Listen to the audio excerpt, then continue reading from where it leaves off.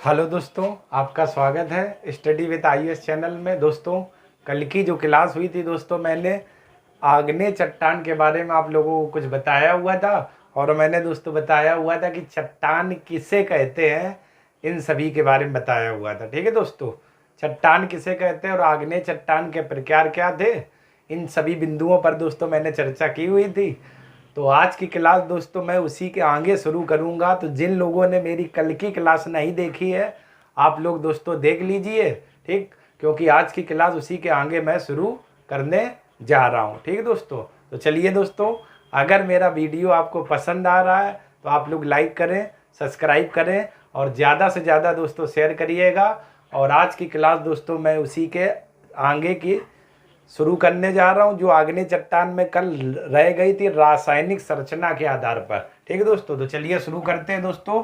तो लिखा हुआ दोस्तों, रासायनिक संरचना के आधार पर आग्नेय चट्टान आपकी दो प्रकार की होती हैं, दो प्रकार की।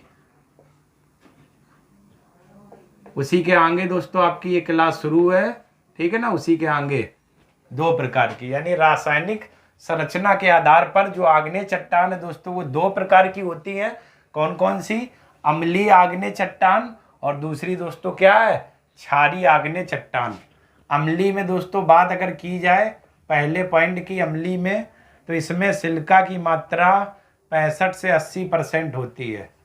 इसमें इसमें इसमें सिलिका की मात्रा, इसमें सिलिका की मात्रा अधिक की मात्रा अधिक, यानी कितनी? 65 से 80%। इसमें सिलिका की मात्रा अधिक होती है, इसमें सिलिका की मात्रा अधिक होती है। ठीक है दोस्तों, अम्लीय आग्नेय चट्टान पहला पॉइंट, इसमें जो सिलिका की मात्रा होती है वो दोस्तों अधिक होती है। अधिक से मतलब दोस्तों कितनी? 65 से 80%, 65 से 80%। क्षारीय आग्नेय चट्टान की दोस्तों अगर बात की जाए तो इसमें सिलिका की मात्रा 40 से 55% होती है। इसमें सिलिका की मात्रा, इसमें सिलिका की मात्रा कम, यानी 40 से 55%, यानी कम होती है। ठीक है दोस्तों, ये आपके दोनों में पहला पॉइंट हो गया। ठीक है ना। अम्लीय आग्नेय चट्टान पहला पॉइंट, इसमें सिलिका की मात्रा अधिक होती है, यानी 65 से 80%।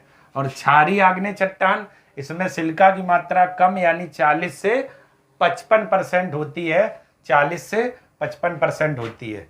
इसके बाद दूसरे दोस्तों हम लोग पॉइंट की बात करें, सिलिका की मात्रा अधिक होने के कारण इनका रंग हल्का होता है। दोस्तों चलिए लिख लेते हैं दूसरा पॉइंट, सिलिका की मात्रा अधिक होने के कारण,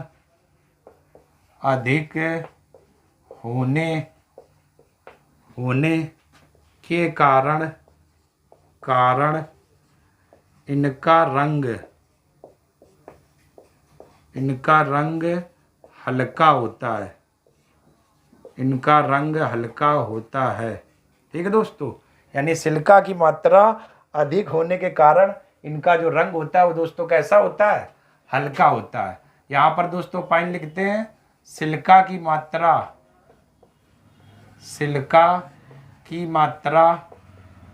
कम होने के कारण,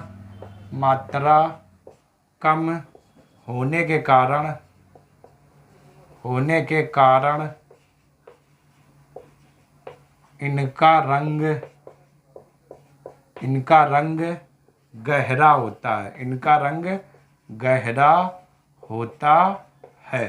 ठीक है दोस्तों, ये आपका है दूसरा पॉइंट। ठीक, कहना मैं ये चाह रहा हूं कि जब सिलिका की मात्रा दोस्तों अधिक होगी तो जो रंग होगा, इनका रंग दोस्तों वो क्या?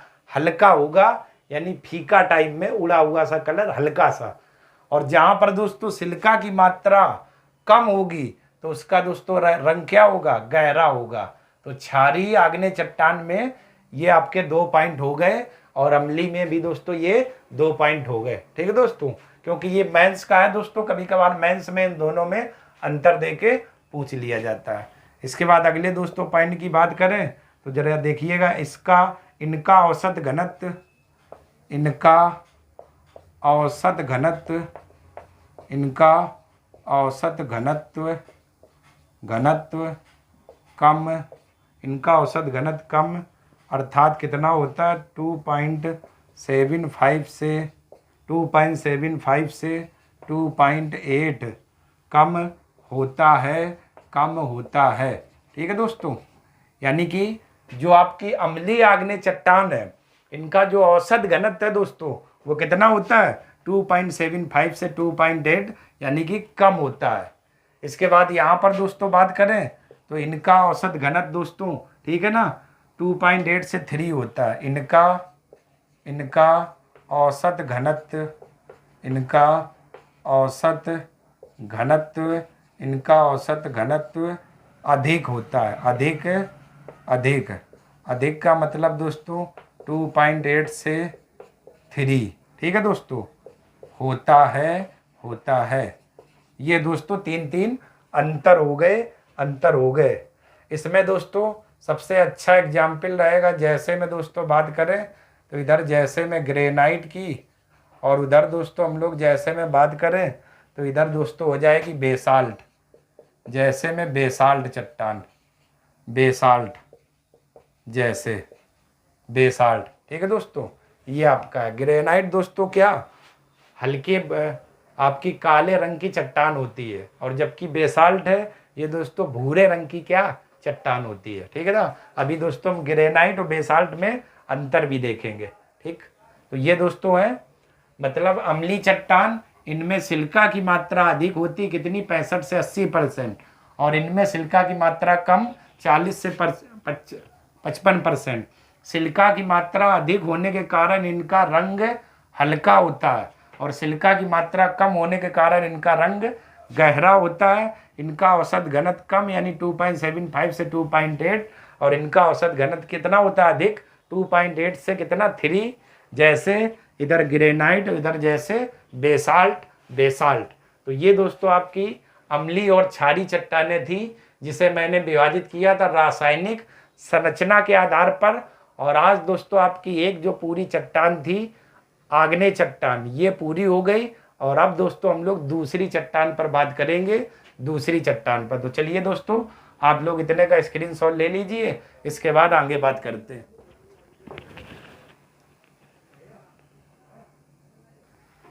चलिए दोस्तों अब हम लोग बात कर लेते हैं अवसादी चट्टान। ठीक, ये आग्नेय जो चट्टान थी दोस्तों ये मैंने पूरा करा दिया हुआ। अब हम लोग दोस्तों अगले जो चट्टान की बात करेंगे, हेडिंग पड़ी अवसादी चट्टान। अब दोस्तों ये चट्टान होती क्या है तो जरा ध्यान से देखिएगा। अवसादी जो चट्टान है दोस्तों, इनका निर्माण आग्नेय व रूपांतरित चट्टानों के अपर्दन व निक्षेपण के फलस्वरूप निर्मित चट्टानों को अवसादी चट्टान कहते हैं। अपर्दन का मतलब दोस्तों आपने कभी गौर किया होगा, कोई मिट्टी पड़ी है, अगर उसमें आप कभी भी कोई पहिया अगर मिट्टी पर चढ़ाइए, ठीक है ना, तो आप देखा होगा मिट्टी छोटे छोटे टुकड़ों में टूट जाती है। तो वो जो टूट जाती है उसे हम लोग अपक्षय कहते हैं। और अपर्दन का मतलब कभी कभार आपने देखा होगा मिट्टी बह कर एक स्थान से दूसरे स्थान तक चली जाती है, तो उसे हम लोग क्या कहते हैं अपर्दन, यानी उसका अपर्दन हो गया। तो दोस्तों होता क्या, जो आपकी आग्नेय और रूपांतरित जो चट्टानें होती हैं तो इनमें दोस्तों क्या होती है अपर्दन व निक्षेपण की क्रिया होती है। अपर्दन व निक्षेपण की क्रिया के फलस्वरूप जो चट्टानें बनती हैं उन्हें दोस्तों हम लोग क्या कहते हैं अवसादी चट्टान कहते हैं। अवसादी चट्टान कहते हैं। अपर्दन यानी एक स्थान से दूसरे स्थान पर चली जाती है। तो वही लोग हम लोग दोस्तों लिखते हैं पृथ्वी तल पर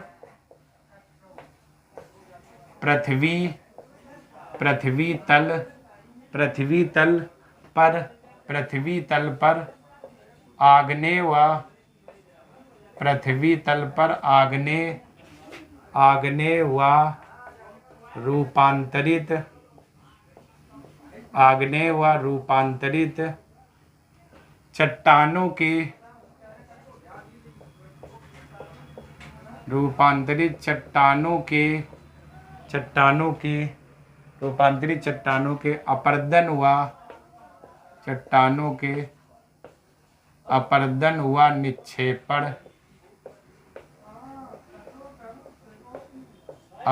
व निक्षेपण के फलस्वरूप निर्मित चट्टानों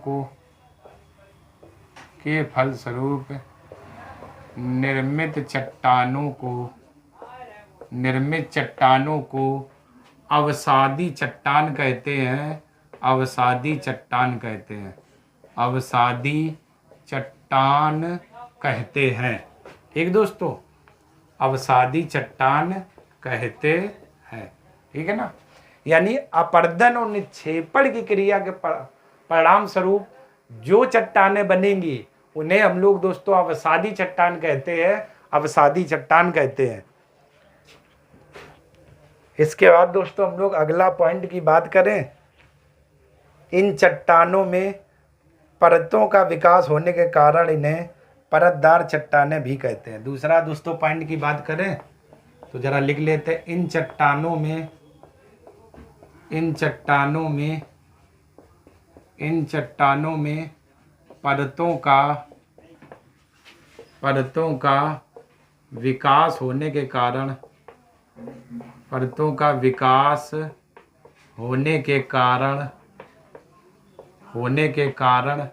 परतों का विकास होने के कारण इन्हें परतदार चट्टान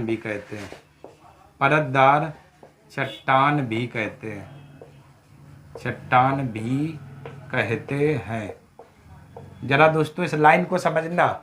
यहाँ पर परतदार से दोस्तों मतलब कहना मैं ये चाह रहा हूँ, ये जो चट्टानें हैं एक के ऊपर एक इसमें परत यानी लेयर ऐसे पाई जाती है। ठीक है ना। जैसे एक पन्नी के ऊपर एक पूरी पन्नी चिपकी, फिर इसके ऊपर तो लेयर हो गई।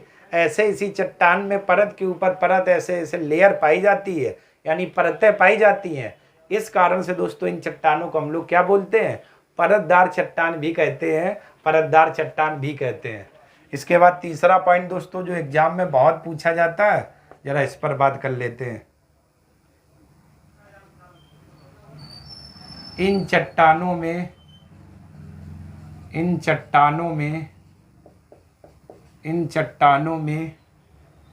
वनस्पति और जीव जंतुओं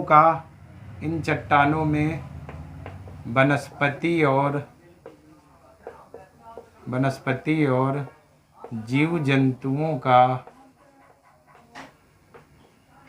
जीव जंतुओं का जीवाश्म पाया जाता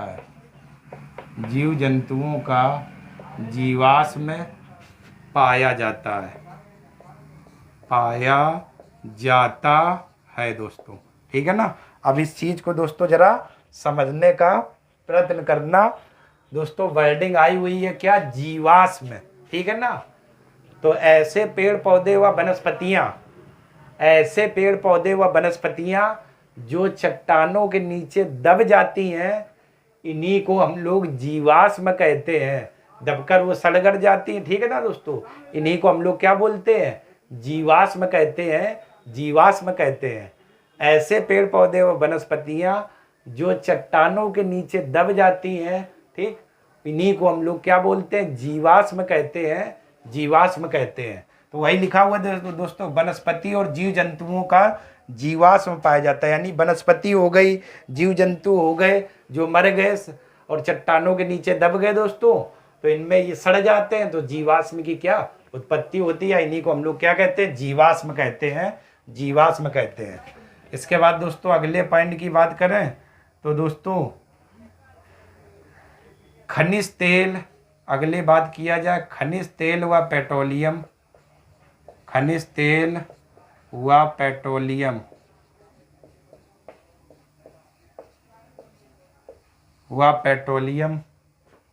इन्हीं चट्टानों में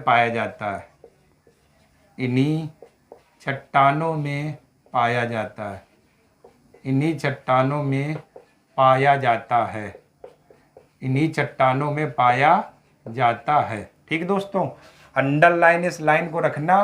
पीसीएस वालों का दोस्तों फेवरेट क्वेश्चन है, निम्नलिखित में से किन चट्टानों में खनिज तेल या उसी तेल से दोस्तों क्या पेट्रोलियम बनता है, आपका खनिज तेल या पेट्रोलियम पाया जाता है। तो आपका आंसर होगा दोस्तों अवसादी चट्टान, अवसादी चट्टान दोस्तों। ठीक है ना, यानी कि खनिज तेल और पेट्रोलियम किन चट्टानों में पाया जाता है, अवसादी चट्टानों में, अवसादी चट्टानों में। अगले दोस्तों पॉइंट की बात की जाए, ठीक है ना, तो इन चट्टानों में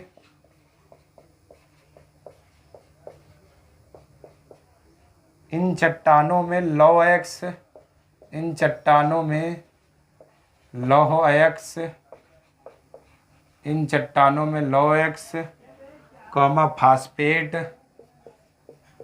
फास्फेट कॉमा कोयला, फास्फेट कॉमा कोयला और सीमेंट बनाने की चट्टान पाई जाती। कोयला और सीमेंट बनाने की चट्टान पाई जाती, कोयला और सीमेंट पाए जाते हैं, पाए जाते हैं। ठीक है दोस्तों, ये आपके कुछ पॉइंट है। ठीक, एक बार फिर रिकॉल कर लेते हैं। पृथ्वी तल पर आग्नेय व रूपांतरित चट्टानों के अपरदन व निक्षेपण के फलस्वरूप निर्मित चट्टानों को हम लोग दोस्तों क्या अवसादी चट्टान कहते हैं। इन चट्टानों में परतों का विकास होने के कारण इन्हें परतदार चट्टान कहते हैं। परत का मतलब एक के ऊपर एक परत दोस्तों, ऐसे ये चट्टान हमें मिलती हैं, इन कारण को इन्हें क्या परतदार चट्टान कहते हैं। इन चट्टानों में वनस्पति और जीव जंतुओं का क्या जीवाश्म पाया जाता है। खनिज तेल और पेट्रोलियम इन्हीं चट्टानों में पाया जाता है। इन चट्टानों में लौह अयस्क, फास्फेट, कोयला और सीमेंट पाए जाते हैं। क्लियर दोस्तों, तो चलिए दोस्तों आप लोग इतने का स्क्रीनशॉट लें। इसके बाद एक पॉइंट और बचा हुआ है, उस पर भी हम लोग बात कर लेते हैं।